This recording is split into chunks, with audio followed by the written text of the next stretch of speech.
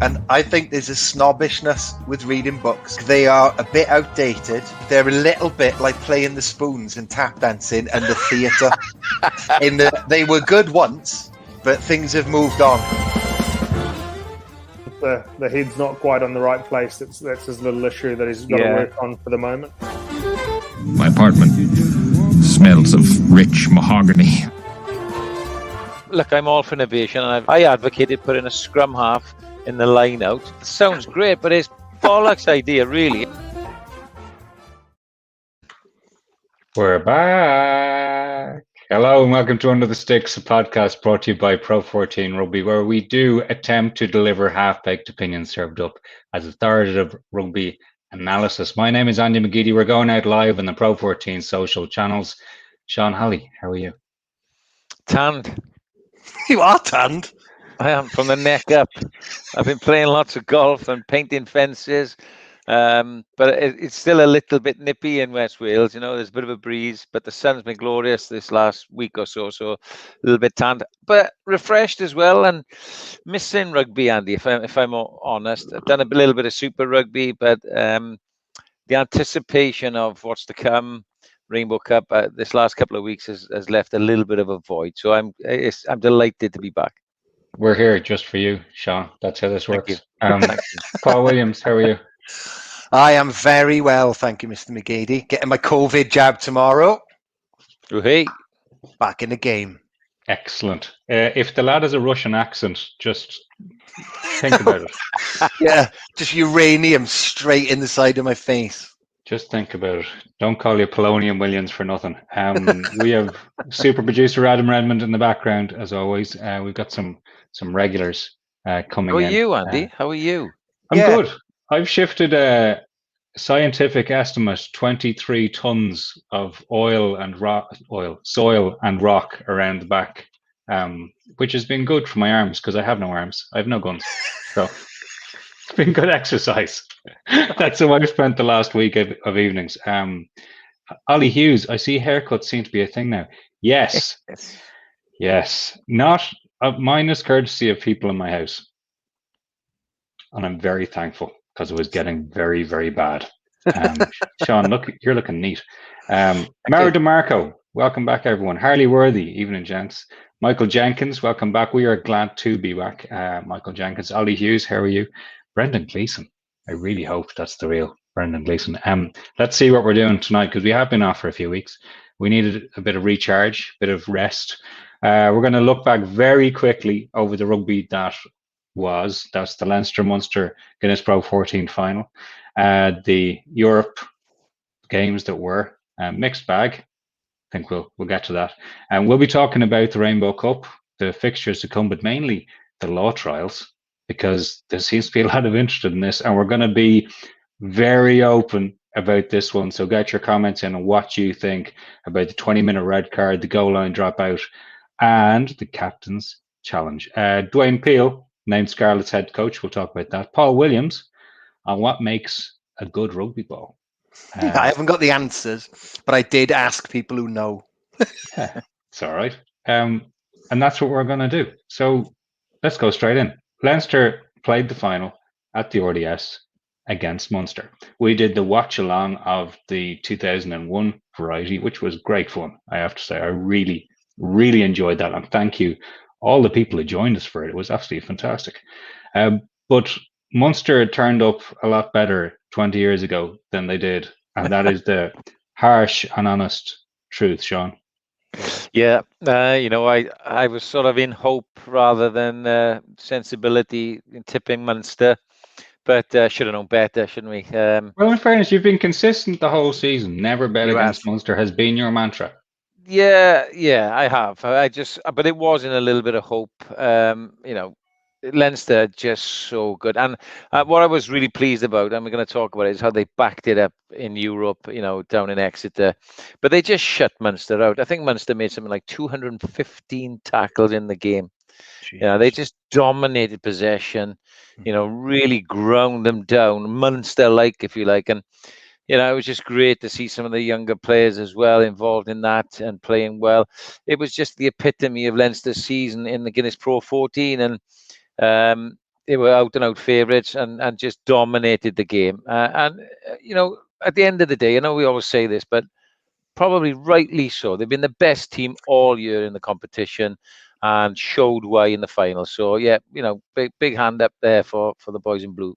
Yeah, they were fantastic. I mean, I remember, I'm just looking at my notes in the match now, and after 65 minutes, Leinster had 70% of the territory and 70% of the ball. That's not after like 8 minutes where you can get a weird statistical anomaly. 65 minutes in. And then the other note that after 80, all of Leinster's backline had beaten a minimum of 2 defenders. And that's, that's the sign of domination. Everyone in that backline was doing what they wanted to do. Yeah, I remember even during the game, it is funny thinking back those few weeks, but it was a funny one to watch because Munster just never showed up. And if you were at the game, I'd say that would have been a very funny atmosphere to be at if the RDS had been full of fans, because everyone really pumped for it, big rivalry. And I really compared it to if I was, I go to games, I'm with friends, some of them Leinster, some of them Ulster, some of them Munster, right? And you go out and you have that first pint with your mate from Munster, and you're kind of like, oh, look, he's just like, fuck off, because it wasn't as if it was ever close, and you just try and find anything to talk about for a while before you actually just settle in again and start talking about anything. Historically, the scoreline looks really close.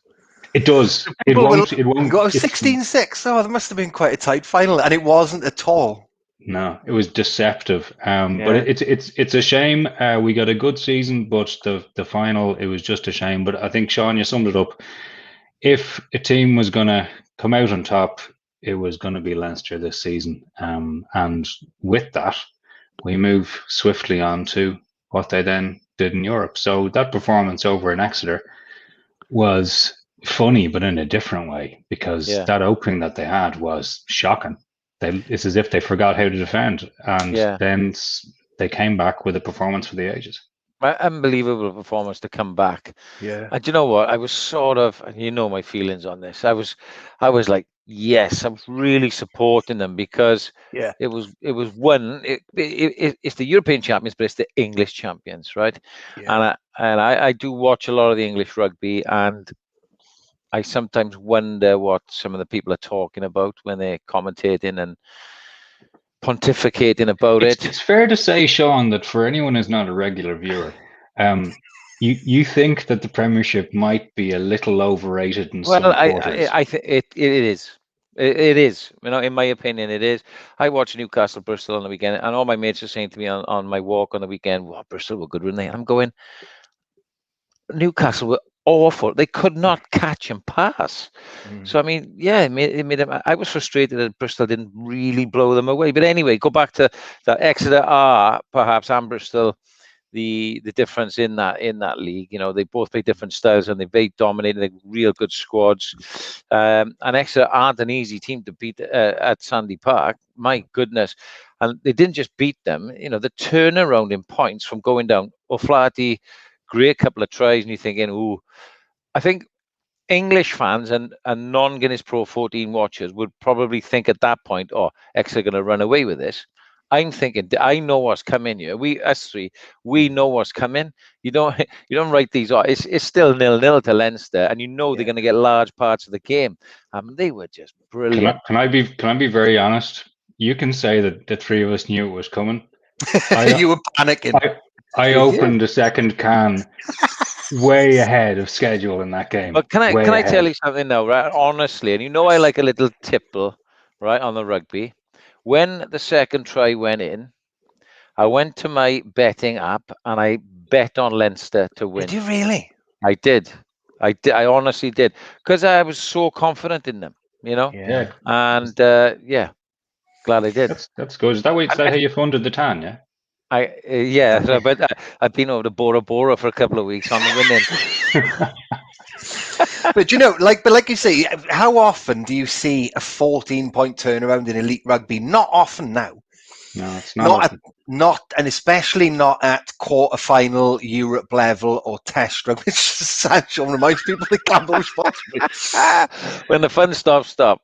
Correct. But, you know, a 14-point lead at that level of competition, that's a big deal. And like you say, to overturn that like Leinster did, that's the difference. But then Leinster, you know, they got one of the best squads in the world. So that is what you'd expect. Fantastic. They do. So let's just rattle through the rest of the results, because there were some big ones. Sorry, hold on. I've got the wrong page lined up, which is not very professional. So hold on. So someone talk about other people. There we go. Okay, so we have Ulster. I've still got the wrong damn page. Sorry, someone. There we go. Ewan Davis. Over the 2 weekends of Europe, who'd have thought Benetton would be the most impressive side after Leinster? There you go. That's You know, back my argument. But Benetton have had a great 8 weeks. I'd say the latter half of the season they've been fantastic. Yeah, I agree. It's, you know, and you know, when we had Dean Budd on the show, he was explaining all the problems that they have and getting squad players through, having to bring players in from, you know, teams we've frankly never heard of.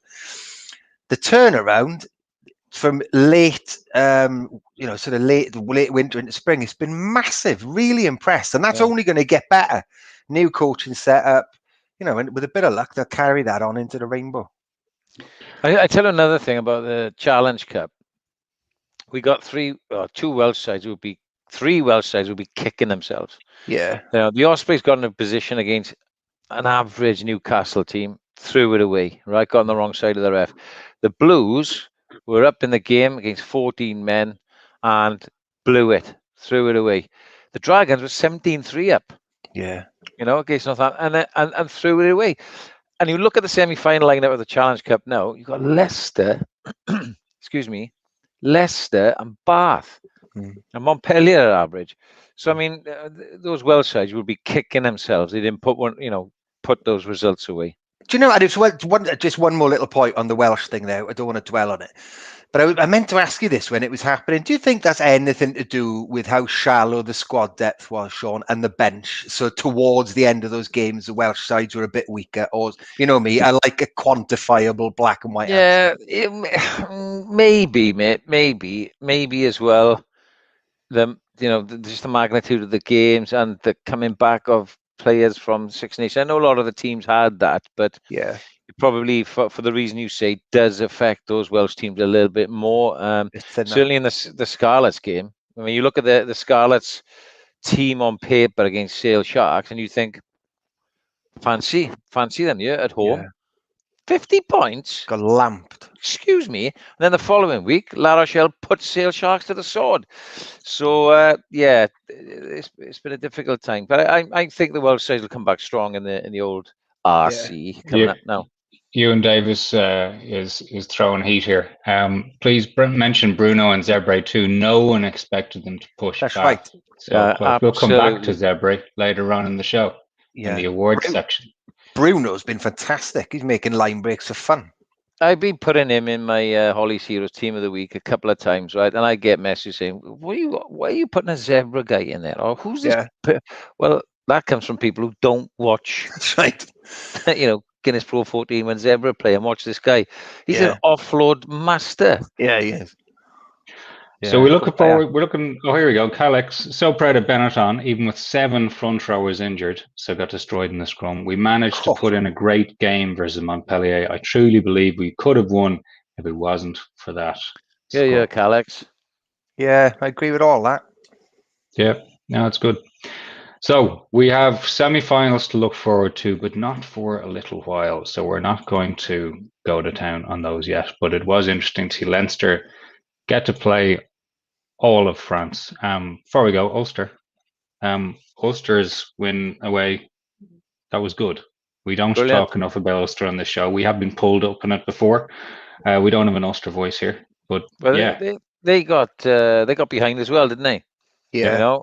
Tough place to go. I tell you what helped them a little bit, right? Dan Biggar wasn't goal kicking for some reason, and it cost Northampton. But having said that, Ulster that back row without Coetzee, has fronted up really well. Yeah, they You know, McTimoney, Reedy, Murphy.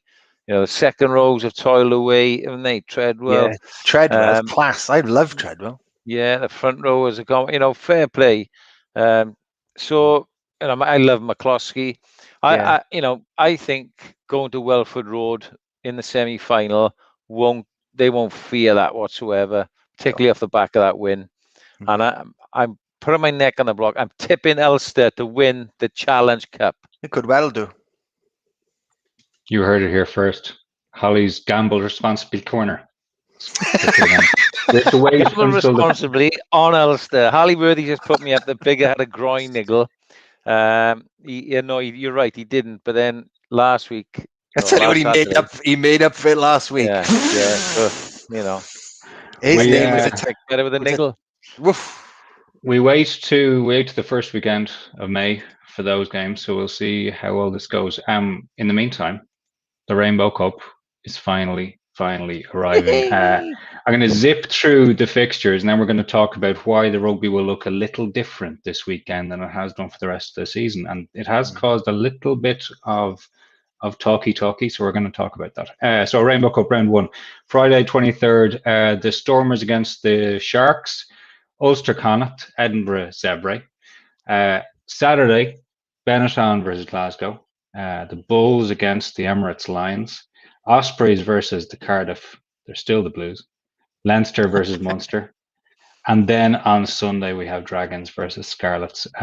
So we're not going to go to town on a game by game here, because we are going to talk about the law variation trials which are in play. So anyone who has watched Super Rugby Australia or Super Rugby Aotearoa will have seen a mixture of these ones which we've got here. So we have the 20-minute red card. We'll go into it in more depth in a second.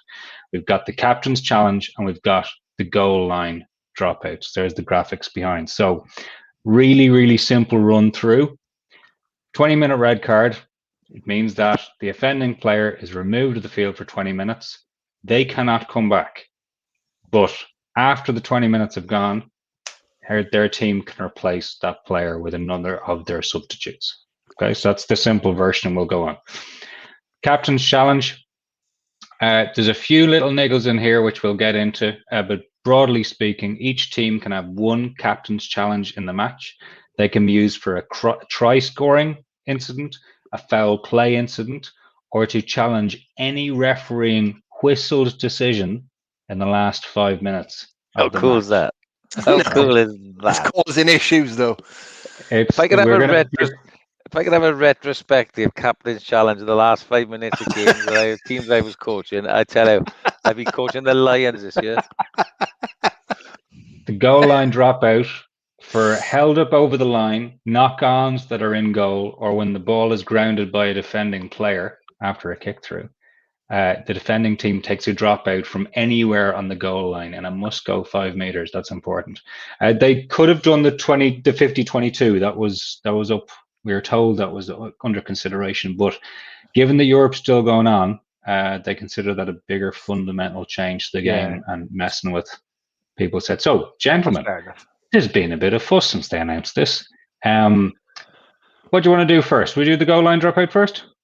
Well, let's leave the most contentious one to last. Yeah. So, goal line dropout. Really looking forward to this. Yeah. Why? Because let's see how teams attack. Do they attack differently? Because now the chance of being held up, which, as we saw in the Six Nations, there were loads of them over the line, because teams now don't like to spread the ball. They like to pick and go and charge over and double up and latch on, which is a bugbear of yours, Andy. But will they now look for more space? Will they look for chip throughs? What I like is when you have got a drop on the goal line, it only has to go 5 meters. Yeah, exactly. Is the risk reward there where you flick it over the top? There's going to be plenty of space. There's going to be lots of space for some funnies, Yeah. Oh, I can't wait for that. I think what's really interesting about that the goal line dropout is everyone imagines you have to start from scratch again on the halfway, but you don't, because you get so quickly back to the 22. You know, you're back there in an instant. So when it was announced on Twitter, everyone's like, oh my God, it's so unfair. You'll end up back on the halfway line. You're going to ruin rugby. But it's not like that. And like you say, I think it's, say if you had a team like they're in another league, but Exeter, who score an awful lot of tries from that type of close pick and go, you know, that's a risky way to play the game now. So my attitude to all of this is just try them. If they don't work, we'll ditch them. Have a go, see what it looks like. Cricket does really well with this sort of stuff. Tries it. If it doesn't like it, bins it. It's worth a go. So the goal line dropout, there's a couple of little wrinkles to this one that I like. Now, firstly, I knew you'd love this. Is so you, McGeady, all this. I just start thinking about it and noodling, right? I see Sean O'Farrell's jumped in here, and there's a few people got this, and I've instinctively felt this way a bit as well, honestly, saying rugby league for goal line dropout stupid. It is a rugby league thing, but if we get something good out of it for union, let's give it a shot, right? Now, what the bit I like about it is not so much the one about held up over the line, though I do like that, right? Because let's encourage people to spread the ball a bit wider, right? I love that you get a goal line dropout after the defending player dots the ball down after you've kicked through. I think that is encouraging some really exciting play. Yeah. Especially out wide, because suddenly, instead of that, if you think of what we know to happen, I kick the ball through past Sean because he turns a bit late, right? But Williams is covering across, dots the ball down. You immediately throw the ball up for a 22, right? Yeah. No, you are goal line. You've got 22 extra meters back from where you usually would be, and I, as the attacking team, get a reward for my risky play. And that would go the same thing. If my player knocks it on, same thing happens. You're just giving it back to me. Those are the elements I think we could really see creative attacking coaches make hay very quickly with this. Yeah, so particularly with creative attacking kicking. Because now you can try a wide array of kicks, can't you? Which, you know, maybe a bit more rugby leaguey. I don't know. I just think it's a good idea. Anything that can break up that ruck defence around the margins is worth a go. I had a call once. It was at Bristol, I think it was. Very rarely used, but because of what you say, Andy, called you can bomb it up. You bomb the ball at the post. Nice. So you can imagine the mayhem that could potentially, if you get an accurate kick. The fear.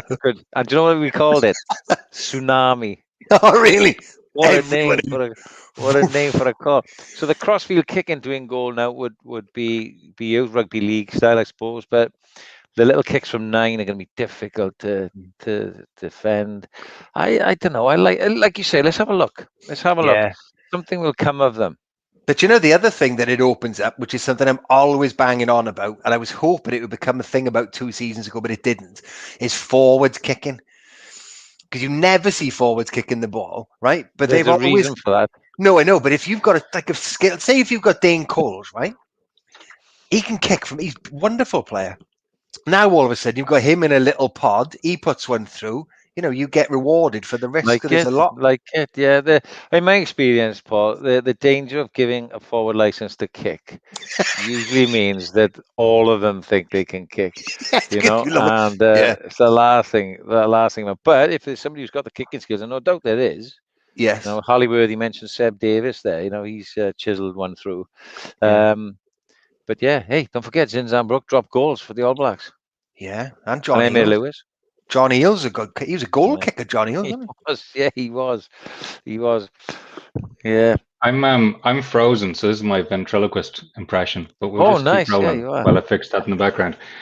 So yeah, there's going to be a few things where we see teams get it wrong, and I guarantee you, some smart fella is going to forget that he has to kick it 5 meters, and he's going to treat it like a 22 and nudge it to himself. But we'll get to that in play. Now the next one up. Captain's Challenge. So the Captain's Challenge, this is where we're trying to play to introduce a little bit of strategy into what we do with, I was going to say VAR, because that's just the thing I meant with the TMO process, right? Because you get TMO jumps in all the time and you're going, no, can we do something slightly different, please? And I'm all for this in principle, but it's going to need tweaking. And already someone's picked it up in the comments. We'll get to that in a second. But broadly speaking, what's the principle? I, as captain, have a challenge to use when something has gone egregiously wrong with a decision against my team. And I can go, that's wrong. I'm going to tell you why. And I have 20 seconds from when the decision was made or when I decide that when the thing happened to say referee, captain's challenge. That's increased from 10 seconds based on feedback from Super Rugby Aotearoa. So, Williams, you go first with this one. Yeah, I mean, again, I'm a big fan of this only because I watch a lot of tennis as well, and it adds a lot of intrigue to the game, right? You know, it isn't always just about the authenticity of the game. A lot of it's about the entertainment of it. And I think something like this will add to that a lot. The only tricky bit with it, as we've seen in Super Rugby in the last couple of the week, it happened on the weekend, weirdly, is that in the last 5 minutes, it's almost just like a dice roll. So if you've kept your challenge, and it was a really tight game, it was Crusaders Chiefs, I think it was. Was it Crusaders Chiefs? Yeah, it was. Yeah. And it was the last couple of minutes. You know, it was all within a point, and they just threw in the challenge. You know, it's almost just like a roulette. Let's just have a little go and see what we can get. Which I don't mind because it was really exciting. But, I don't follow the Crusaders or Chiefs. And if that happened in the final, and, I think the other difficulty is at any breakdown, somebody will have done something wrong. Because that's just the nature of breakdowns. There would be probably at least 2 people in from the side. Yeah. Somebody would be on the floor. There would be something wrong. So it is tricky. But as we've said with all of these, let's just see how it works. So I'm going to we'll come back to that incident in a second. It's worth going into that one a little bit. But what cannot be challenged, right? A restart in play has happened, including a quick tap or a quick throw in. So the team has decided to play quickly. There's no challenge after that, right? A non-decision. So when the referee does not blow their whistle for a decision, you can't challenge something there unless it's foul play. There has to be a whistle. The set piece decisions. So scrum or line out, you can't challenge those. And the wording is because they're technical decisions that could provide multiple outcomes based on the interpretations of player and referees, which is actually very similar, Paul, to what you raise in a breakdown. It's the judgment at the time. And this is where, because the captain has to be specific with their challenge, Scott Barrett saying, captain's challenge, what are you challenging? And you could almost see the magic 8 ball going. He said, what could it be? And he said the hands were past the ball. And you could see all the officials going, there's nothing here. Because it has to be clear and obvious as well. There is nothing here. But it killed the momentum of what had been an incredible final climax. So I'm hoping that because that's happened in Super Rugby Aotearoa, that other competitions, will learn from this, and maybe we'll come up with a way of judging it. Sean, you would like to have this back in your day, I feel. Yeah. Oh gosh, yes. The end of games. And I'm not saying this happens. I am saying it happens sometimes in big games and the end of games where momentum has swung. Referees are only human. We've talked about this before, but they do get carried away with the game a little bit sometimes, And I've been on the right and wrong end of things at the end of games. It's going to have a huge bearing on the captain.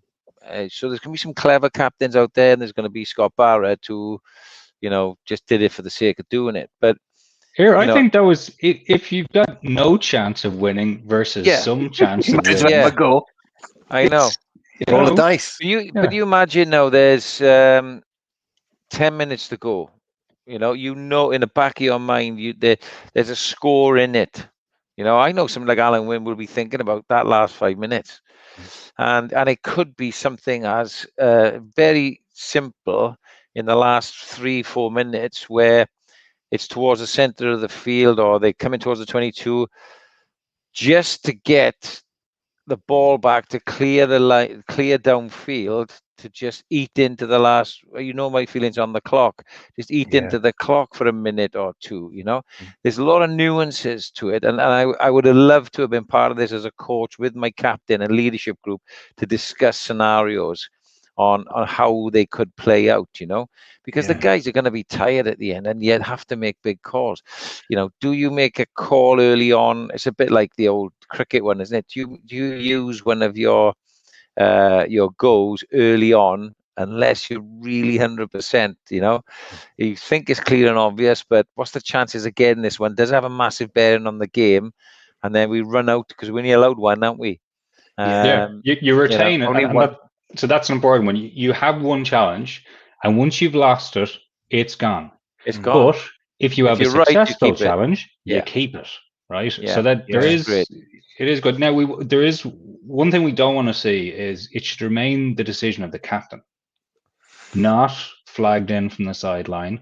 That's where this 20 seconds comes in, I suppose. Yeah, and that's so. If there's any sniff of that, you'll be going, lads, no.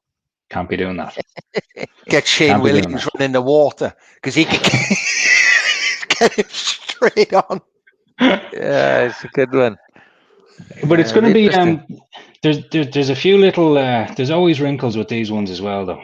Because do you know sorry, Andy, to interrupt, but the other interesting thing that Sean was just saying there now. So if you've got somebody like Alan Wynne-Jones, that means that the captain's role in the last 5 minutes in certain games is going to be just watching every single thing that's going on, because you're the one who's got to make that call. So now all of a sudden you're not just thinking, am I the guard or am I the bodyguard, or what are we doing? He's like the TV camera for the team. It's a big responsibility. Yeah, I think it'll play out a bit differently, mate. I mean, there are ways and means, water carriers, physios on the sideline, getting messages. It could be a call, it could be first aid, or Kit Kat, whatever they call in. They see the coaches on the monitors have seen something. Also, a bit like cricket, the captain isn't in fielding in the normal position or in a position to see it slips it or something. So he'll go to his wicket keeper or his bowler or his first slip, his short leg for snicks. Yeah.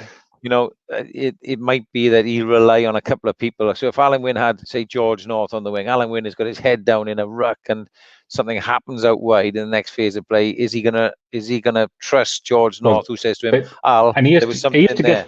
And he has to get the message real quick, right? As in, because he has to make the challenge and be specific.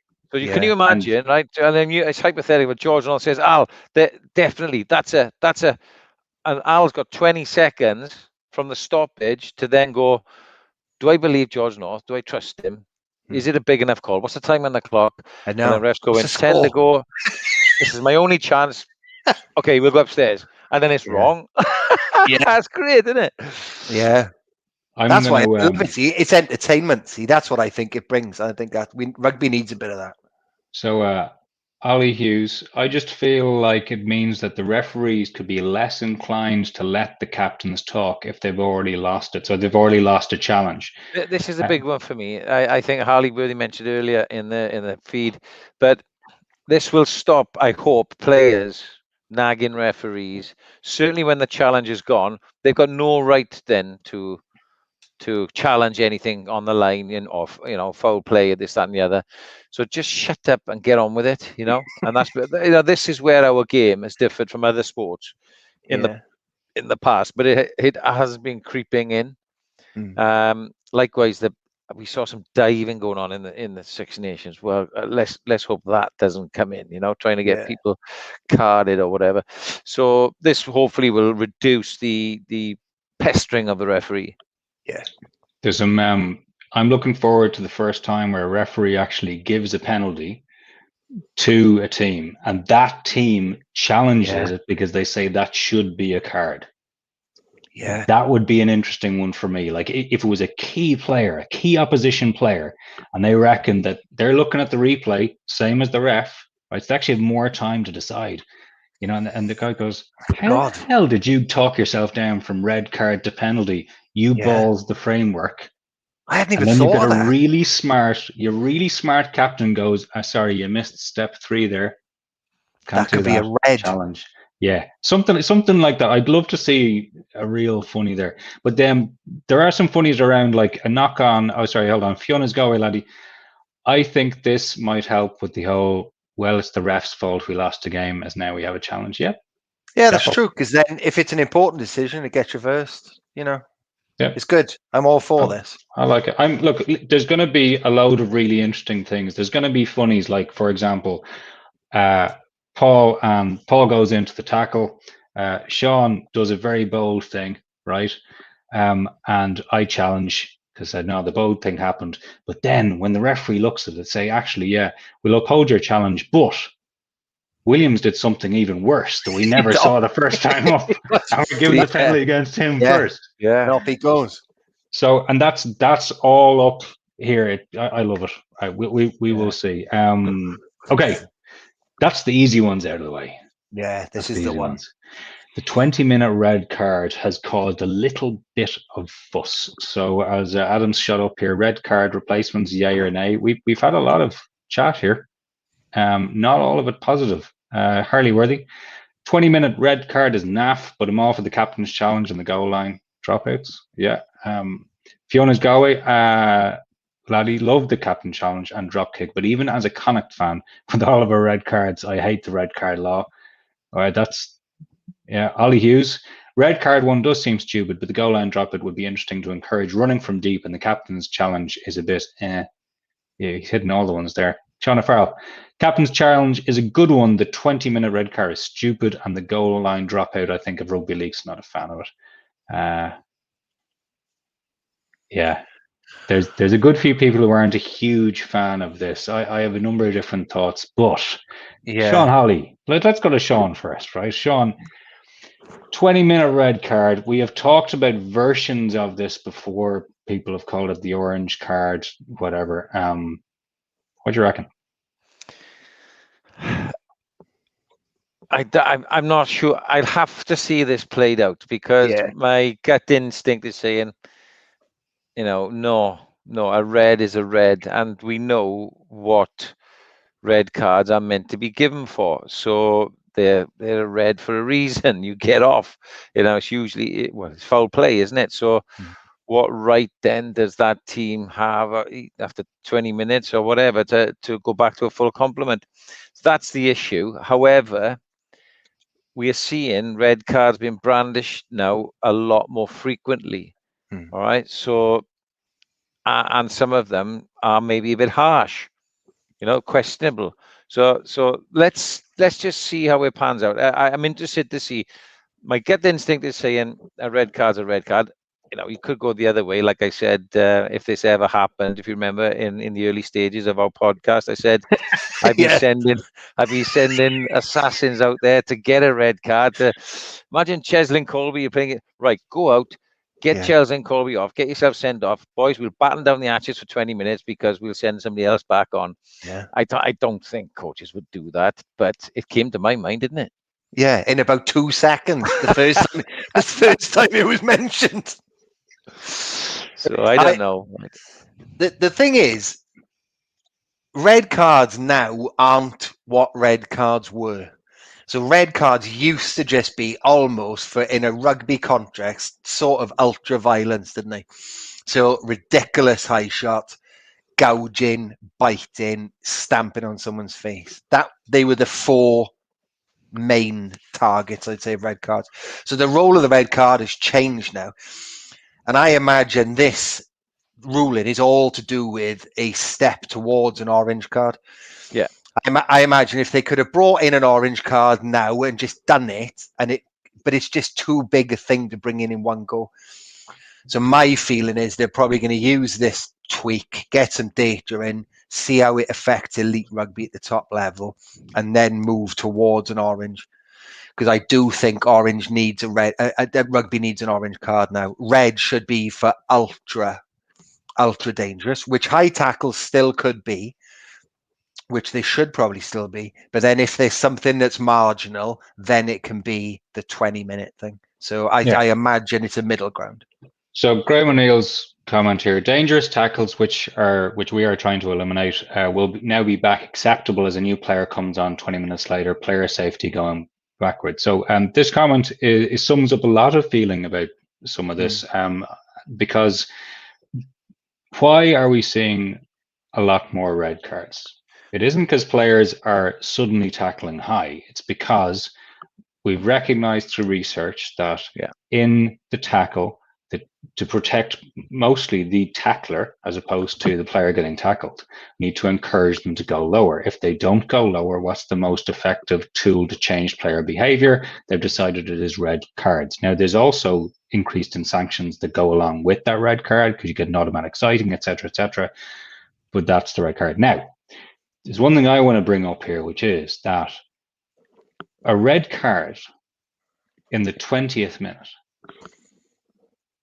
has a vastly different impact on the game and that player's team than a red card in the 60th minute. Yes. It's essentially 3 times the penalty for the exact same offence on the same day. Now, with that said, you then also look and ask, when are most red cards given?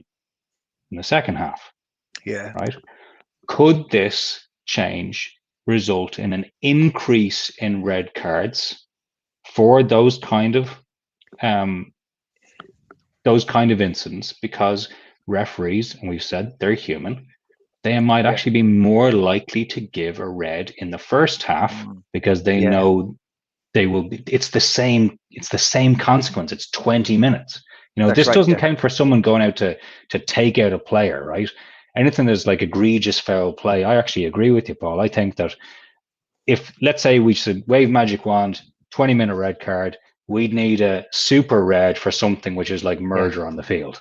Or my purple velvet glove, which World Rugby seem very reticent to adopt, but they don't have your style. I prefer that. I prefer a purple velvet glove or a super red to an orange, because what are questionable red offences? I mean, the framework is in position for a reason, you know. So a red is given for foul play or the head and neck area. So there is no orange. There's no grey, if you know what I mean. Yeah. It's a red card, and that signal needs to be sent. And and this is important. No matter if a player is sent off the field for the whole game, or they get a 20-minute red card, they're still cited. It's still a full citing. It's the same crime. They'll still do the same time in terms of the disciplinary process. It'll be 3 games, 6 games, whatever the entry point is. All you're talking about is the impact on that game itself. And I'm not fully in favor of them, but I want to see it trialed. I want to see how we go with it. Because there might be something here just to actually get players back and actually get former players back to, well, that's not a red card, because you know what, it wasn't when they grew up, because a red card, you had to kill a man on the field to be sent off in the 70s. That's a good point. I think what's really important and should be stressed is this should have no bearing on whether or not refs give red cards or not. Should absolutely, whatever they think, or there's going to be 20 minutes and they're going to get a player back, they should give a red based on the framework, whatever, based on what they see. And this is why I was disappointed in Matthew Reynal in the Exeter Leinster game. Poor old Ross Byrne, he came on after 25 minutes or whatever it was for Johnny Sexton. He had 2 shots to the head and neck. Smashed. Hmm. And both, when I think one was a penalty and one was a yellow. They were, by the framework, they were yellow, minimum yellows. The first one was probably a red. I think Brian O'Driscoll said it. And so they still have to abide by, if it's a red, it's a red, no matter what part of the game it is, for me. Yeah, but then, and then the flip of that is a ref might be more likely to give it now because they're not worrying about it being detrimental. Well, thing is, you're never going to win No, I know, but the thing is, you're never going to win a game with a man down for 20 minutes anyway. I mean, the chances you'll concede, probably 10 points in a 20-minute, maybe a bit more. There's a compound effect that we don't know about yet, and that's one of the things I'd be interested to see. Like, you'd need to look at games where a team has had 2 successive yellows. So you had the 20-minute chunk. Right? Exactly. Because the stats are, it's about 2.5 points your team will concede if you concede a yellow card. But I would bet a pound to a penny, it's not 5 points. It's not a double. There's a compound effect over that 20 minutes. But and the level and we'll see what it's like. And the impact on fitness. Because if you've got someone off for 20 minutes, that's a lot of gaps to fill. It's a lot of gaps. But like I can see some of the chat here on the side. Jonathan Jones, there's a huge difference between the Peter O'Mahony and the Finn Russell red cards in the Six Nations. Peter O'Mahony's deserved for his team not to be able to replace him. Finn Russell's not so much. There's incidents like that all the time. Someone else came in saying the double yellow. If you've got a red card because of 2 yellows, well that's yes, it's red, but it's not ugly, violent, I've strode up to you and stamped on your face red. It's that kind of difference. But look, we will see if there's real difficulties here and we see some really bad on-field behavior in a short tournament, that will show us that there's problems here and it needs to be tweaked. But lads, if we can't trial something in the Rainbow Cup, when can we trial it? And I remember all this when it went to the 5-point try, and you'd swear somebody'd come into your house and set fire to your kids, right? And that, do you remember? Oh, it's the end of rugby. Oh my God, bloody, what are we going to do? And now that is just part of the game. It's the same thing with the spear tackle, and now you don't see this at all. Let's try it, see how we get on.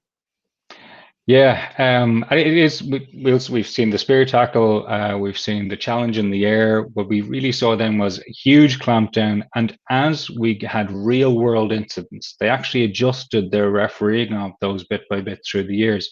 But we still have we still have a changed game and in the right way. So let's see if this thing gives us something solid. From super producer Adam Redmond said there has to be enough feedback and data to push this from a law variation trial in this tournament into a global trial, so it may not progress. Like, we have no red cards, no data. So, yeah, that's right. We'll see. So get those high shots in, lads.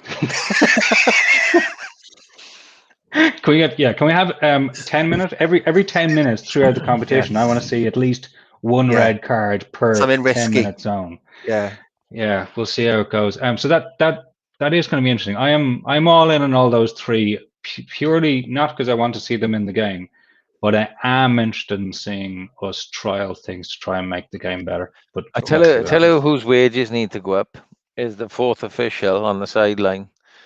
Can you imagine? He's got a red, he's got a clock on it.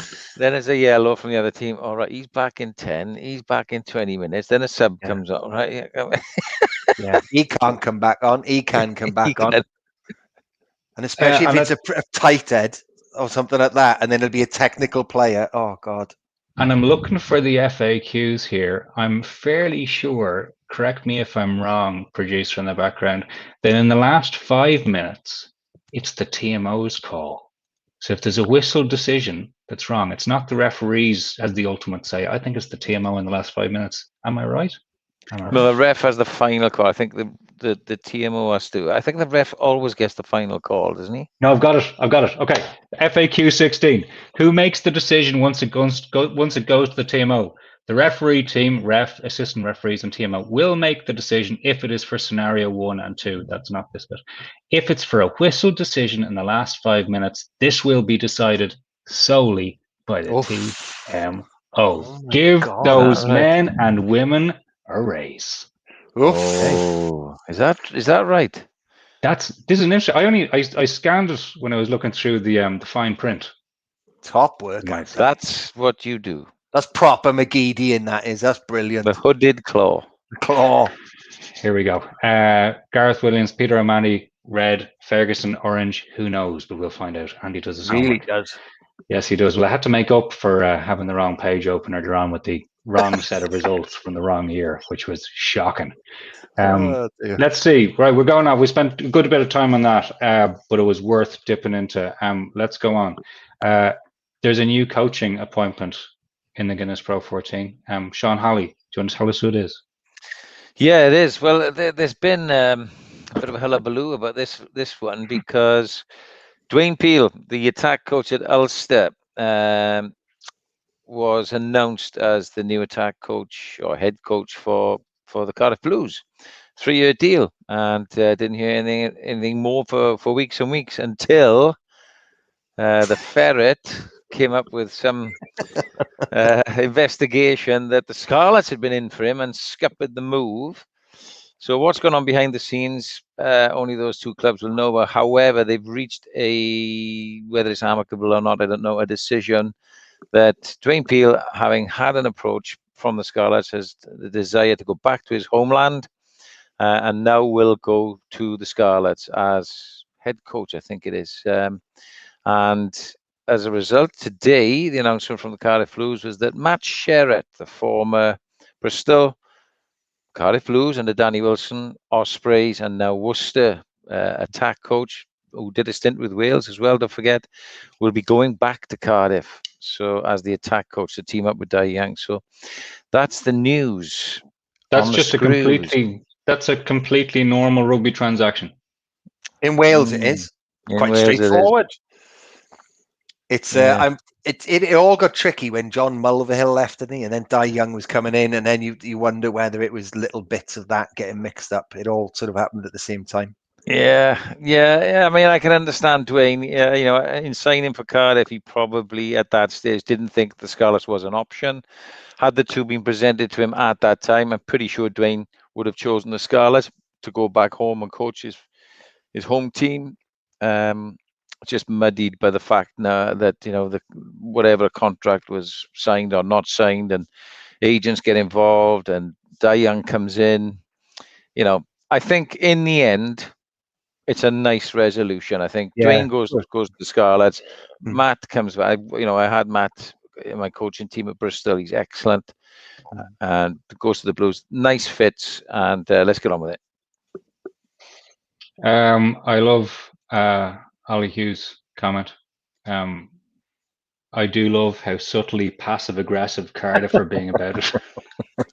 Yes, yes, yeah.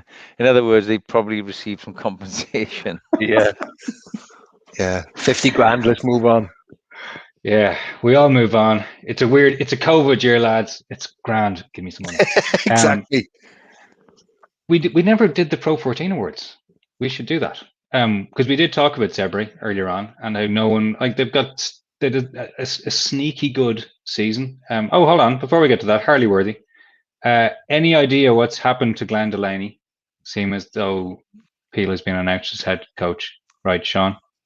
No, I will find out, because I'm covering Dragon Scarlets on Sunday, but I would imagine Glenn's moved up to a DOR role. Yeah, that would be, you know. That's what I'd read. Or else they've gone. He's director of rugby. I was going to say they'd gone full. He's under a patio somewhere, but that's dark. No, he's gone up top. Dark. He's director of rugby, says the producer. Awards, happier things. Michael Bradley, coach of the season for the sneaky good Sebri season. I was very happy to see that. Yeah, me too. We talked about them earlier on. Anything else we want to add here? Bruno has made your Holley's heroes more than once. Yeah, Bruno, Pierre Bruno, the winger, has been really good. You know, I look at all the games every week, as you know, for my Holley's heroes. I try to get a balance. I usually pick the players from the winning teams. However, if there's a player that's had an outstanding performance in a losing team, then he deserves to go in. And Bruno falls into that category. He makes things happen. And you know, to go back to Brad's, he's a guy who's come under Michael Bradley and really improved. And Brad's has had it a little bit tough. I think he's used something like 56 players, and he's had a ridiculous amount of players on loan, and I think 31 players in his squad have played less than 4 games. God. So think of the turnover of players he's had to deal with. Yeah. And COVID, because Italy was one of the first countries that really locked down. They you know, he's done an amazing job to turn them around to the performances that they've had of late. Double over Benetton, who we've seen have really improved, you know, and I think it's 4 wins, you know, 4 more than last year, and they can only get better. So he's deserved. Bruno and Giamma. I can never say his name. Number 8, Giamma is it? Yeah. I'm Something like that. going to wait here, and I just want to hear 5 minutes of Holley trying to pronounce. Yeah, Italian names.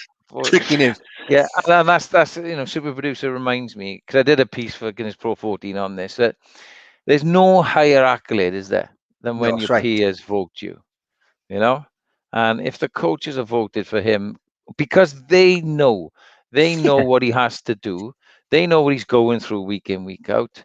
He's a great bloke. I used to love playing Connacht when Brad was there. You'd go back to the hotel and you'd have a Guinness with him, and he's a great bloke, and it's deserved. So all good news, that one for me. I gotta be honest. And that's what that award should be for. It should be for what you've achieved with what you've got to work for with from the beginning. So I think that all those awards should be a bit more like that. It's with it. There we are. Giamarioli. We've got to learn for Cardiff Blues, didn't he? We've got to learn Italian syllable by syllable, courtesy of our producer. Tell you what, Adam's done really well getting that up in under 20 seconds. That's like the referee challenge. That's very impressive. So that was coach of the season. Player of the season is the departed Marcel Curcia, and it's someone we've talked about a lot. Massive difference maker, massive unit, Paul Williams. Big loss to Ulster, but well recognised here. Yeah, I think so. And that type of player, he's 8, 9 out of 10 every week, regardless. Military grade ball carrier. You can't argue with it at all. It's and the league will really it's not going to be missed in the league because he'll be in the league. But it's a big miss for Ulster. Another player who seemingly got tries every time he was on the field, the next gen star, Scott Penny. Penny. Almost an ever-present in the Holley's Heroes. Sean. Fantastic. That's one thing this year I've really enjoyed in doing Holley's Heroes, and working for Premier Sport and Guinness PRO14, is that you get to see all the players, and you do your homework and you see the younger players. So he is somebody who just went bang. Him and Ryan Baird were two guys who just popped me in the nose, as if to say hello. And then I've also enjoyed the other end of the stick, where Rhys Ruddock has been a formidable force this year in the other end of his career. But there's so many young players coming through now that it's a pleasure to see them, and it's not just Leinster. You look at some of the Ulster players. It was great to see Robert Balakoon come back, and he immediately showed what he can do. I've seen some fabulous young talent with the Welsh team. Sam Costello at 10, and we've seen Kieran Hardy burst through to get an international cap. Some of the young Dragons forwards have gone really, really well, and so it's been awesome to do that. But Penny. Yeah. Somebody just, and again, this is a coaching experience. Somebody comes along and they stink of international caliber. Yeah. They reek of it, Yeah. Ryan Baird. When I saw Ryan Baird, I was doing something with Murray Kinsella for Guinness PRO14, and I said, we've got to look at this guy. It was like a cross between a young John Eales / Alan Wyn Jones / Willie John McBride / Martin Johnson, running round like a lunatic from the second row. Yeah, he was everywhere. And look, he's gone on now. He's involved in the Six Nations, and there's plenty more of them to come. I can tell you. I think the big thing about Scott Penny, though, is that he did it from multiple positions. He came in at 21. He played at 8. He played at 7. I think he had a couple of games at 6. And there's a far more. Well, there's an esteemed rugby journalist who criticised Hamish Watson and said he's too small to go on the Lions tour. Right? Scott Penny's 6 foot. Right? He's like 15 stone 5. He's playing number 8 for Leinster.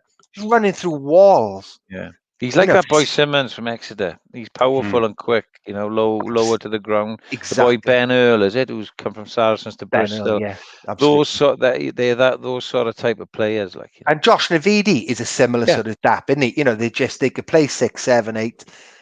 David Pococky type. hard. Young Morgan Morris at the Ospreys, real good There end we to the go. season. Yeah. Similar 6, 7, 8. You know, so Slightly different player. I'm going to throw in Rufus McLean. I've really what a try. loved him. He's electric, and I'm just going to enjoy watching him in games to come. Loving it. Ross Thompson also, his partner in crime. They good link up. I like the way that Thompson looks as if he's just doing his A levels or something. He stepped out to play a bit of a game of rugby. Cool as a cucumber, that boy. But Rufus McLean, I mean, if he was in Super Rugby or in the New Zealand system, they'd be talking about him every minute of the day. Good segue. Michael Alatoa signs for Leinster, and we already had it in the comments. Sean O'Farrell, well done. Right, Paul Williams, good signing. And yeah, I mean, do they need any more depth? There is the question. There's them being allowed to sign him means that other things are going to happen with the Leinster props. They haven't declared their hand yet, but this is clearly where this is going. It could be Porter moving across. It could be the thing, isn't it? Yeah, I imagine Porter's going back to the loose. But yeah, what a fantastic signing. It's a very Leinster-y signing, isn't it? Quality, just this side of 30. Fantastic signing. Great goodbye to Scott Fardy. He's good. He's going to be powerful. Ollie Hughes. Also, I just remembered Jared Evans re-signing, not resigning, re-signing. I made that mistake once with a Gavin Henson tweet. I won't be doing that again. No. That's a big one. With Rhys Priestland has gone to the Cardiff Blues, isn't he? Yeah, back. So Jared re-signing is a big statement, and Rhys will have a role there to mentor him. Craig Casey, Harley says, he's been impressive, hasn't he? Yes, he has. Super. Bite your legs off, Casey. He snaps around like Scrappy Doo there. James E. Cowan, you're here. I miss it too. The analyst eye. You're going to do any more analyst eye? I hope so. We'd have to ask super producer. I think the budget didn't stretch to the second Ferrari. That's yeah. Come on now. But yeah, it's great, and hope so. So two more things. Finals Galway, laddie, before we get there. Ulster got Nakarawa. Munster got Sibo. Ulster Alatoa. So who are Connacht getting? That's I can't read that. So who are Connacht getting? That we win. All is fair. We need someone good there. Some good one to add to it. Sorry, there are lots of good players in Connacht. They're excellent players in Connacht. Before you start shooting me. Two more things to get through very quickly.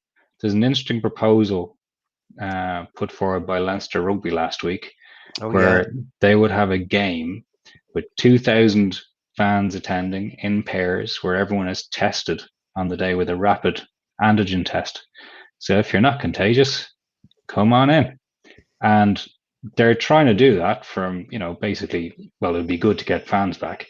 It would help lots of different industries, not just rugby. So let's see if they get play with that. It would be really interesting to see if they can make that happen, because we're going to be living with waves of this for a while. So if we can have a smart way of doing this, concentrate on contagion on the day itself, let's go. But let's keep an eye on that on the show. We'll see where that goes. And now the big news of the week: Paul Williams on what makes a good rugby ball. Rolls his head back. It's like turning to the jokes page of the newspaper now, isn't it? No, well, it was a very serious question that I put out. I was watching some content of Jonathan Davis, the original, knocking over 3 amazing drop goals for Neath against Letley back in the mid-80s. And it was at a Mitre multiplex. And when I was a kid, that's what we started playing with. And it was horrible. If you caught the sweet spot was like the size of a gnat's testicle. If you went either side of that, you'd like break toes. And I asked him about that ball. And then I got to thinking, what has the ball improved? Which is the best to kick with? And then a few pros replied there. Sam Davis, Kieran Fonatia, a few of those guys. And the winner was the Adidas Heineken Cup ball from about, I think it must be more than a decade ago. So that was the winner. So the Adidas Barbarian came up. They were saying that was nice to kick, but that was rounder, that ball. And then the Gilberts obviously got a lot of praise with the modern ball. But the best ball to kick from hand in particular for spirals was the Adidas Heineken Cup ball. Do you know, it's interesting where the boys, the teams, they get, or they used to, Adam might correct me here. So when can you imagine now, you come into the season, you get balls for Guinness PRO14, right? Mm. Then it comes to Europe, you get balls for Europe, all right? And you only get those probably a couple of days before the first game. God. So the kit man has to blow them up. He warms them up as well, puts them on a radiator or wraps them or whatever, because the kickers have to go and kick them in. Right. So when you get a new ball, it's like I suppose a tennis racket, is it, with strings? Where you want to break them in. Yeah. So the kickers would kick the back sides off the ball for a week as much as they could, just to break. Particularly if it was a home game, we'd use our balls. Mm. Our match balls. But if you kick a ball that's just pumped up, that's just come out of the packet, it's not the same as a kicked-in ball. Yeah. Understand? Yeah.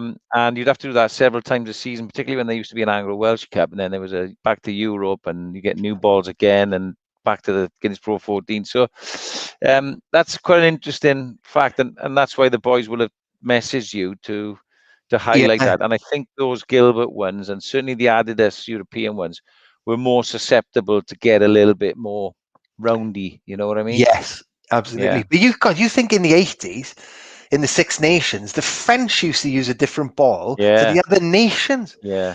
So all the other nations would use like a Mitre multiplex or whatever, and then that Mitre multiplex was greasy as well. It had sort of like a white on it. sort of coating on it. It was difficult to handle. It slipped through your hands. Yeah. And like, I was a kicker around that era, and again, if you didn't have a kicked in one, it'd be like kicking a brick. And you'd have to kick it on the lace, not the lace, on the stitching.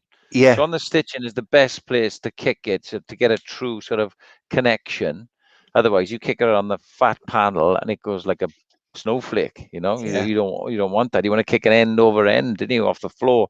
Yeah. So the Mitre multiplex, and I remember having to tilt it back towards me. So you think of the boys now tilt it slightly forward to kick the end, tilting it slightly back towards you to get a stronger sweet spot to kick it. Well, you don't have that issue these days. The balls are far more manufactured better. Yeah.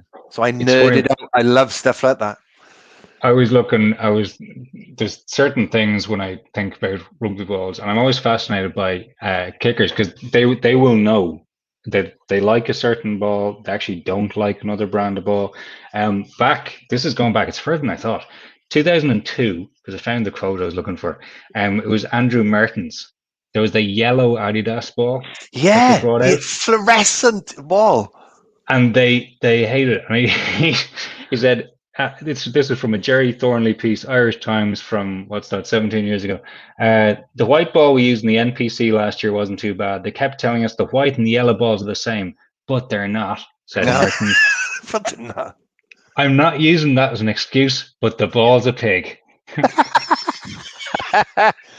Well, it's funny, kickers know. Like I said, I spent hours with people like Gavin Henson and Sean Connor, Dan Big Ed, and Gav would have his own pressure gauge, so he'd know really what pressure he'd want the ball precisely. Think how long Gav kicked, right? Yeah. So it's like using, like you said earlier, you want the right golf ball when you hit it when you're playing golf.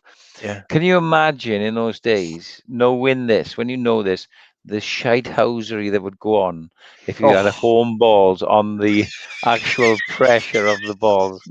But this is, we're talking about this in rugby. This happened in the NFL in the States. That's right. Yes, Yes, wasn't it?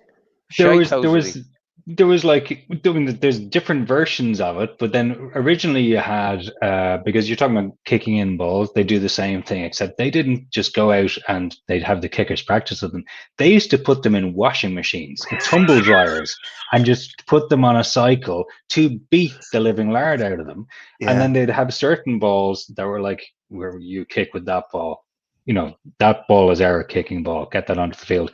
Then they had to change the rules to say a certain ball was a K ball, and it changed everything. And then we had the Patriots Deflategate saga, which we won't go into. No. And Adam knows all about it in the background. But this happens in pro sport. People will look love for it. an edge. I love things like that. They will. But yeah, that Adidas Barbarian ball, that beautiful brown and black ball. Oh, they're gorgeous. Oh, they're like works of art. They're like art. I'd love to have a little collection of those balls. Beautiful. Now, I think we're gonna leave it there. That is a wrap. Thank you everyone for joining us on our return. Looking forward to the Rainbow Cup. Looking back at some of the rugby that was and some of the awards that were, and we look forward to some of the law variations. So watch closely this weekend. Let us know on Twitter what you think, because we're all up for a debate about this. This is why these are happening. Thank you, Paul Williams.